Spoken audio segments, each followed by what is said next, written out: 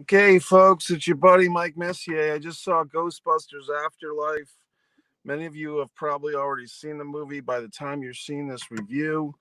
There will be spoilers in this reaction video. If you want to hear my non spoiler statement, first off, I'll say, yeah, it's a good movie. I mean, it's worth seeing. Um, it's kind of an interesting thing. These kind of nostalgia reboots are kind of hit or miss. I guess you'd say this one's a hit. One of my many subscribers, AJ, said that the movie got a standing ovation when that he saw in the theater. That people were actually clapping for the movie, which he's never experienced before. People clapping at a film. I've experienced that a few times. Normally, when people see one of my films at a film festival, but oftentimes it's kind of hard to get that type of reaction these days for a movie, like people actually clapping in a theater. So that's nice to hear that report. There was a couple of whimsical claps at the end of the screening that I saw tonight. The town that I'm in, it's not a terribly intellectual audience, I would say. But there was a little bit of like people were clapping like they were feeling out the process to see if others would clap. Let's see here. Eva Luno's checking in.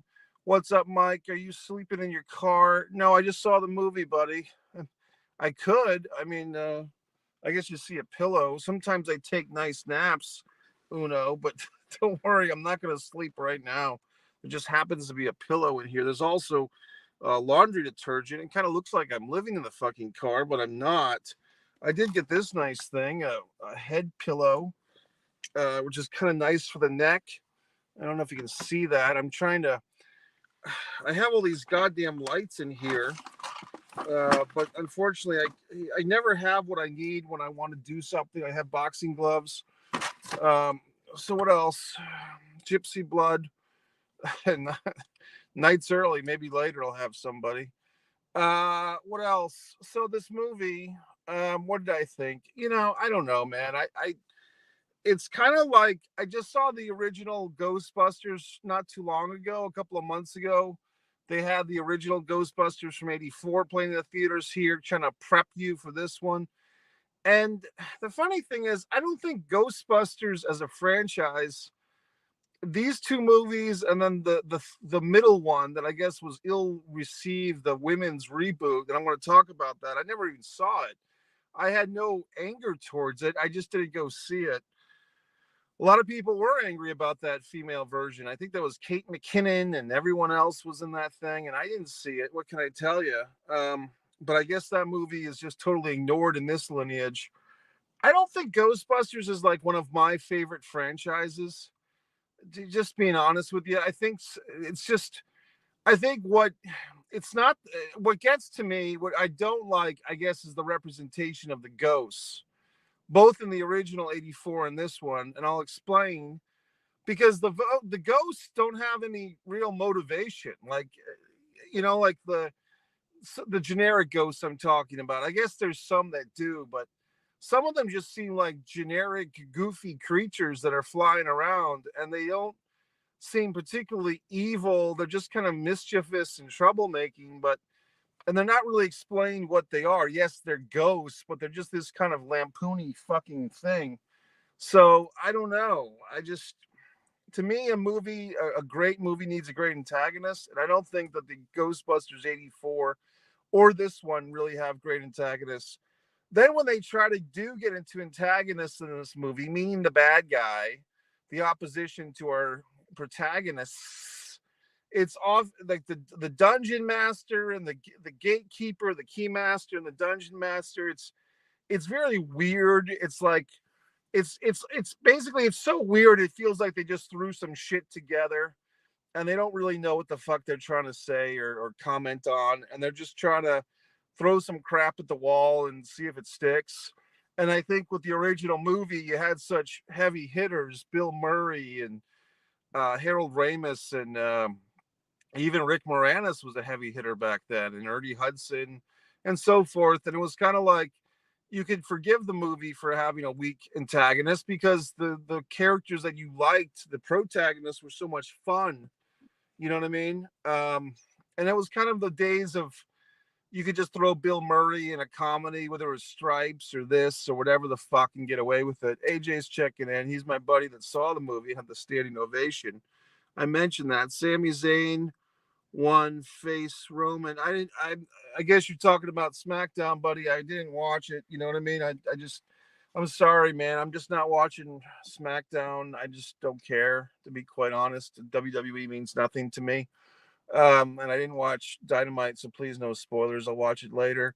For my Mike's angry wrestling fan AEW rant, tomorrow I'll be taping, but I'm behind in my AEW. I did watch the Daniel Bryan, not even fucking MJF and Punk did their fucking thing. I watched that, but that's about it. What else? Going back to this Ghostbusters Afterlife. What did you guys think? Feel free to leave a comment. I know AJ thought it was great. Here's what I'm really going to comment on, though. It's not so much that I didn't particularly love this movie or even love the original. These movies, at least this one, the 84 one, they're connecting with the audience. Now I'm smart enough to recognize that I may not like something that much, but other people like it more than I do. And I can clearly see that with this Ghostbusters thing, that other people really affects them. Now, spoilers, what got to me a bit tonight was the basically when the fucking original guys came back, Bill Murray and Ernie and fucking Dan, and when they came in, it was kind of like the payoff for sitting through this whole fucking movie. I mean, the movie to me felt very Goonies-esque, and it was very 2021. You have the ethnically diverse cast, which is great. You have the female kid who's into science. You know what I mean? It's you gotta have the young female has got to be the most intelligent person in the fucking movie because it's 2021. That's fine. And what's his dick? And then you have the interracial romance with the teenagers because they're colorblind, because it's just the way things are supposed to be. So everybody's happy, and Paul Rudd's in it. I mean, this is the most 2021 fucking movie there is. I mean, the sexiest man alive, Paul Rudd, and he's doing the cute flirt with the fucking mom. He doesn't care that she's already patched out a couple of kids because he's Paul Rudd and he's a sensitive teacher. And it doesn't bother him that the woman he's trying to bang has already got children from another man's semen that's come out of her. It's fine because he's Paul Rudd and he's sexy. So, I mean, just all this crap. I did like the Cujo reference. The movie Cujo was kind of referenced. Actually, I got confused because it was Cujo. I thought it was Christine because they showed that car, starting on its own. This was better than 2016 BS movie. All female writing was lazy. Yeah, I was mentioning that. See, I guess I kind of morbidly want to see that 2016 one now. I remember when it came out, I wasn't so angry about it. I mean, a lot of people were. I just didn't happen to see it. But I kind of want to see it now. And I guess they're like left out of the lineage. It's interesting to me, AJ, how some of these movie franchises, they have like these false starts or and I didn't even get to see the Halloween Kills movie because Johnny Z told me I had to see the Halloween from 2 or 3 years ago before I saw this one. So of course that never happened. So now Halloween Kills is gone. So I guess I'm going to miss out on that whole thing. But there's this weird thing now, folks, with movie sequels where if they make a shitty sequel, they just pretend they never made it. And I'm like, assholes, I know you fucking made that movie because people saw it, you fucks. So don't try to deny that you made this goddamn piece of shit sequel because everyone saw it. I did see Resident Evil, buddy, the other day. Guess what? I fell asleep during the movie. From what I saw, it was pretty good. I was just tired. I did see Gucci last night. I saw most of it, but the movie was like, it started at 10:30. This was 2 nights ago, the night before Thanksgiving. And it was just grinding on me. The movie was getting so goddamn long, the Gucci movie, and fucking, I can only deal with Lady Gaga for so much. And eventually I just fucking left. I'm like, this movie's going to go on for 3 fucking hours. I was the only one in the theater. I couldn't keep my eyes open. I just had to leave. And I was just sick of looking at Adam Driver's chin. Top Gun 2, why? We've discussed this, AJ, to make money, bro. It's all about the money, the Benjamins. Friends of people have been saying, well, why isn't the chick from the first one in Top Gun? Why did they replace her with Jennifer Connelly? I'll explain why. Because she hasn't been doing any fucking acting in a mainstream movie. She doesn't look that great. Tom Cruise, for all his Scientology and weirdness, if he drinks fucking tiger's fang blood or whatever the fuck, Tom Cruise still looks pretty good. So they're going to obviously focus on him, and they want a female lead actress who can keep up with him in the looks department. And they've determined, they being the producers, and maybe Cruise himself, I don't know, that Jennifer Connelly can hold her own with Tom Cruise, which I would agree with, and Kelly McGinnis can't. It's just a tough business, folks.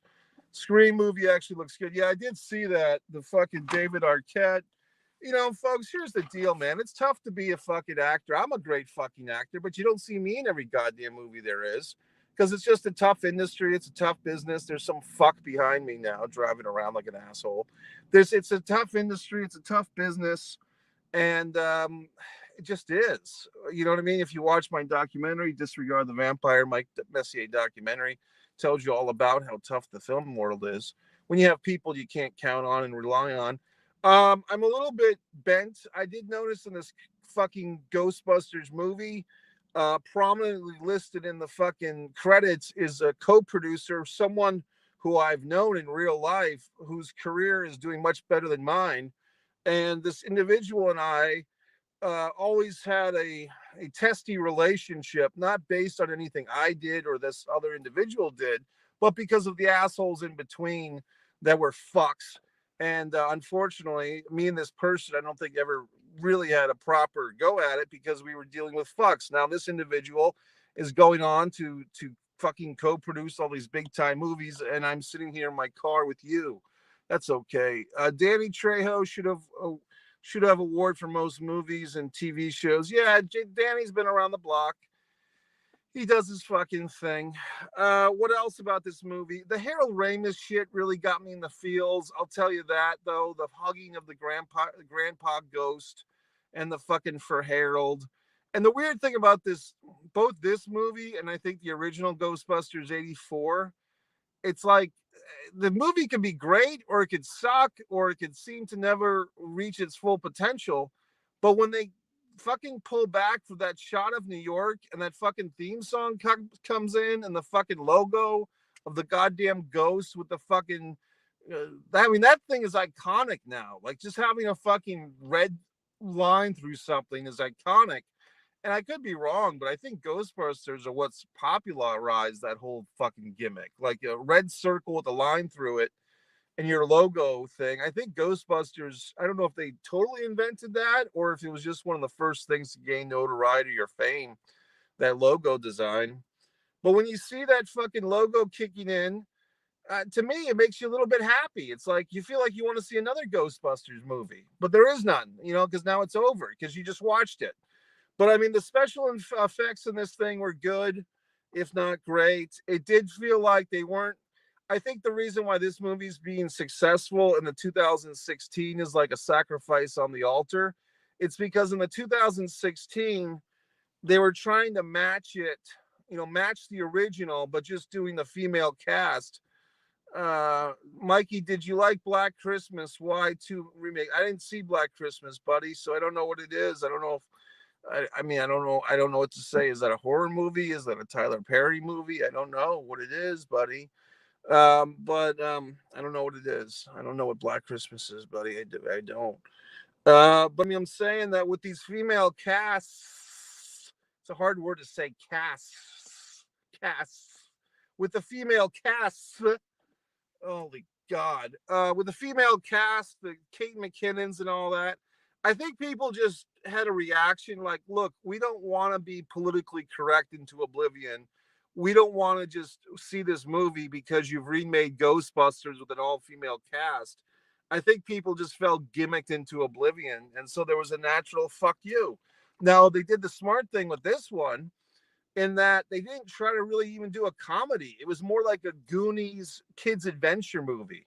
Like it was a classic, this Ghostbusters Afterlife, a classic 80s the kids are all right. Like the kids have got it all figured out, like Goonies, you know. And then you got, of course, the youngest, the kid, the younger the kid, the female kid's a scientist and all this shit. And then you have the kids have these little cute little romances, these non-sexual romances that the kids have. So it's all fun. Oh boy, Tom Green, Freddy Got Fingered was worst movie I saw. I wanted my money back in my time. I hear you, buddy. Well, if you watch Blood Sugar Sedace, my film, Michael AJ Norris, you won't feel that way. Blood Sugar Sedace on the originals list, Mike Messier list. Nature of the Flame, my short film Thanksgiving. People have always enjoyed it. Thanksgiving, of course, I'll be. One of my acting performances will be featured Mr. Birthday, coming soon to streaming video on demand. People are saying, Mike, how can I see your movie? Look, I don't know. It's on video on demand. Just anything you have, any remote control or computer you have, you can find Mr. Birthday with Eric Roberts, myself, and a cast of other people. A wonderful film. Dan Hunter, this hot young director. It's very exciting. So I'll be doing that promotion next week. As a matter of fact, I'll be hitting the road again, folks. So if you stick with the channel, you'll see some more road trip videos. I just feel like I've been driving so much, putting the miles on the car. I feel like Dick Slater in the old Mid-Atlantic Territory, working for Bill Watts on a shot on the weekend. It's crazy how much I'm hustling and doing things, how active and exciting my life is now. It's unbelievable. I'll be up and down the East Coast again. I feel like I just returned, but I'm going back on the road in a couple of days. It'd be very exciting. I'll be driving up the East Coast to promote Mr. Birthday 2021. What else can I say about Ghostbusters Afterlife? Like again, I think I kind of just said, I think other people like this movie more than I do. Okay, here's a critique, here's a criticism, and I'm going to go for the fucking throat. Mikey, fast food places are struggling with workers. I work at Wendy's. It's a hard job. We thank you for your service because people like myself eat a lot of fast food to the drive-through. I appreciate you putting the time in. I did have that chicken fucking green pepper sandwich, the jalapeno pepper. It was very spicy. Michael AJ, last summer you told me all about it. I did do a review, but the video got sacrificed somehow to the video gods. What else could I say? Okay, here's my critique of this film. This young actress who really is kind of the star of the thing, the daughter. Um, Look, when you're working with CGI effects, it's hard for an actor, and some are just better than others. And it's really hard as an actor, even a director, to get the best performance because you don't really know what this CGI stuff is going to look like when you're filming your reactions. So it's kind of difficult. It's very difficult, as a matter of fact. And as an acting coach, as an actor myself, sometimes I can get probably more critical than others. But I did see a lot of this young actress girl, like whenever something wacky would happen with the CGI, she kind of had the same expression over and over. I want to, she go like she just had like that same fucking look, like the mouth half open and the eyes like how to what, just and there's a certain it's just that dumb expression that actors have to do when something wacky happens, where they have to just their mouth goes agape. Like they don't have a fucking dialogue. They just their mouth opens and they go. And she just did. I didn't like her performance in that because it was very robotic. It's the same thing over and over. Just just I don't get it. So that's my fucking critique. But like I said, the actors, it's tough because when you're relying on these CGIs for your goddamn movies, what do you expect? What are you gonna get? So I just it is what it fucking is. I'm sure everyone that's involved in this movie is making money and people went to see it. And there was a person in the film industry years ago that used to say, you bust your ass to make a movie, you put your blood, sweat, and tears on it, you work on it for 4 years, and then you're so proud when your movie goes into the theater and then the paying audience comes in and they see it. And if the movie's great or if the movie's good, the lights go up after 2 hours and the guy says to his wife, it was okay. You know what I mean? So it's just a tough industry. It really is. So that's it. That's Mike's instant movie fucking review. Look at Monty and the Pharaoh tomorrow. I guess I'll fucking do a goddamn AEW video. The AEW apologist. Although I don't know what else to say. I mean, I've said my piece with wrestling. I did not watch SmackDown tonight. I did not watch fucking what's its fuck. Charlotte and Andrea are over, and Charlotte is being real about being this overhyped bitch. This Becky Lynch is the real deal. Well, look, man, that's the last WWE match I've watched, buddy. Was the Becky Lynch Charlotte match in Survivor Series, and I haven't watched a WWE match since. I didn't watch any of the rest of the show. I will give Becky Lynch credit. I think for a woman that had a child early in the year, she looks fantastic. She's wrestling great. She seems to have no ring rust from her womb, producing a baby, producing a child for the world. I think she looks fantastic and she's wrestling well. And her going heel obviously was a fucking mistake. In WWE, they make these booking errors. They never want to take responsibility. They never want to fess up to it. Oh, yeah, we made Becky heel. That was a dumb move. They'll never just say that. But that's what happened. So, I mean, now Bianca Belair is sucking upwind, just doing nothing because she was sacrificed. I mean, so what happened to this fucking Bianca Belair fucking thing? The CM Punk versus MJF. Yeah, that was a good rant, buddy. That was a good promo. I watched that again today. It was good. It was good. Oh boy. Hey, Carl, what's up, buddy? Yeah, Carl, good to see you here, pal. How you doing? I know Carl's been reaching out to me. Our schedules, my schedule's been tough, Carl. I know you've been wanting to do something. We will do it. I just been so busy driving up and down these roads, Carl. But Carl, what did you think? You can chime in your opinion real quick, buddy. What you thought of this movie? Hurry up and type it because I have other things to do tonight. I'm a popular guy, as we all know. I just have many plans this evening.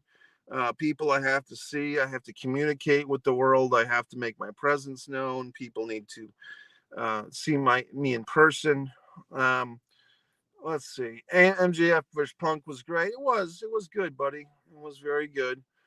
Carl, I think, is referring to Afterlife, Ghostbusters. Yeah, I enjoyed it, buddy.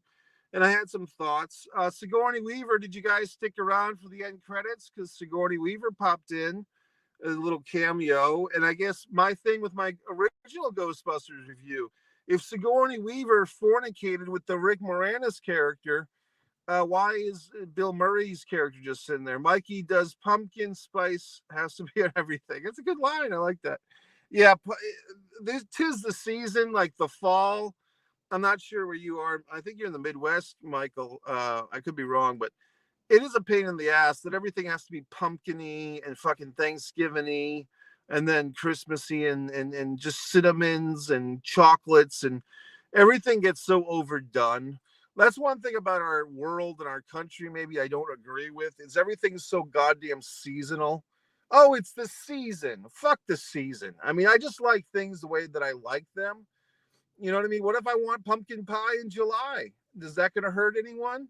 You know what I mean? Why does everything have to be so seasonal? It's just annoying as fuck if you think about it. Oh, it's not in season. Oh, go fuck your season. Freeze it. Put it in a fucking freezer. I want 24-hour seasons. Eggnog, never liked it, buddy. I've had about 2 sips of eggnog in my life. It doesn't agree with me, as assholes say. This is another stupid expression, another word I hate. It doesn't agree with me. Well, what the fuck does? You know what I mean? It doesn't agree with me. Holy fuck. Go fuck yourself. You know what I mean? Eggnog doesn't agree with me. Okay, you're an asshole. You know what I mean? If things don't agree with you, you're a fuck. You know what I mean? It's just ridiculous. It doesn't agree with me, but eggnog doesn't agree with me. Oh, wait, watch this. Just a stupid kid with their fucking acting in the CGI. God, it just pisses me off that this co-producer's career is so much better than mine. Uh, and these assholes that were the intermediaries 10 years ago fucked everything up, which is always the case. You know what I mean? I hate this industry. It fucks you in the ass, and there's no fucking reward for talent and skill and fucking anything. Otherwise, I'd be the most famous asshole in the world right now. But in any fucking event, okay, gentle fucks. Oh, I forgot the goddamn banner. I had this fucking banner the whole time. Uh, fuck. Here it is. Look at that. Exciting. We waited 25 minutes for that. And I had written the fucking Afterlife shit in there, and now it's gone. Well, in any event, okay, gentle fucks. Gentlemen, have a nice weekend. Check in. Watch the Thanksgiving short film, Blood Sugar Today's. Thanks for checking in, AJ, Carl, Evil Uno. We got more comments. Boy, oh boy. Well, that's it for the comments. Thank you, gentlemen. Afterlife, pretty good movie. Pretty good. Pretty good.